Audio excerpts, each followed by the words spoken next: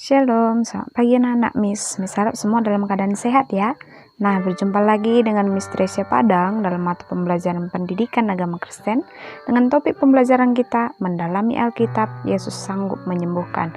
Markus 10 ayat 46 sampai 52. Nah, disimak dengan baik ya. Namun sebelumnya kita bersatu dalam doa. Yesus, terima kasih buat hari ini. Saat ini kami ingin memulai pembelajaran kami. Kiranya Roh Kudus menolong kami, membuka hati dan pikiran kami, supaya kami bisa mengerti materi ini. Terima kasih Tuhan. Haleluya. Amin. Anak-anak Miss, mari simak cerita berikut ini dengan baik. Di Yeriko ada seorang buta yang bernama Bartimeus. Ayahnya bernama Timeus. Bartimeus tidak dapat melihat sinar matahari dan burung-burung. Ia tidak dapat melihat bunga-bunga, pohon-pohon, bahkan pemandangan lainnya. Ia sama sekali tidak dapat melihat.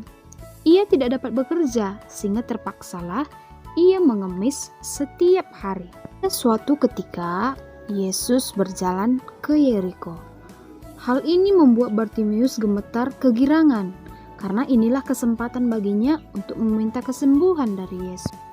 Ia sungguh-sungguh percaya bahwa Yesus dapat menyembuhkan dia.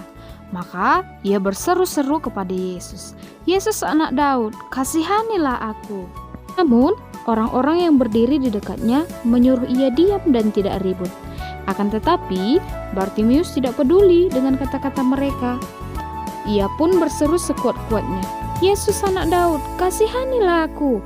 Makin lama, suara itu makin keras. Yesus mendengar seruannya.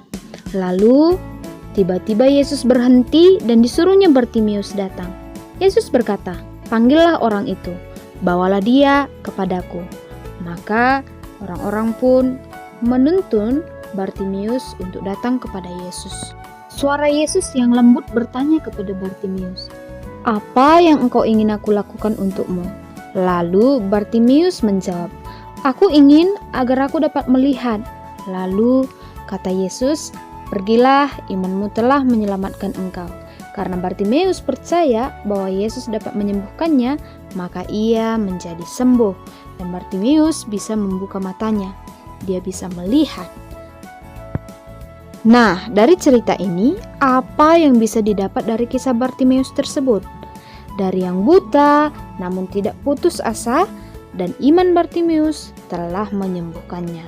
Jadi, milikilah iman seperti Bartimeus. Cerita ini kita juga diajarkan untuk terus bergantung kepada Yesus, karena hanya Allah yang bisa menolong, menghibur, memberi sukacita, memberi kebahagiaan, menguatkan, dan bahkan lain sebagainya.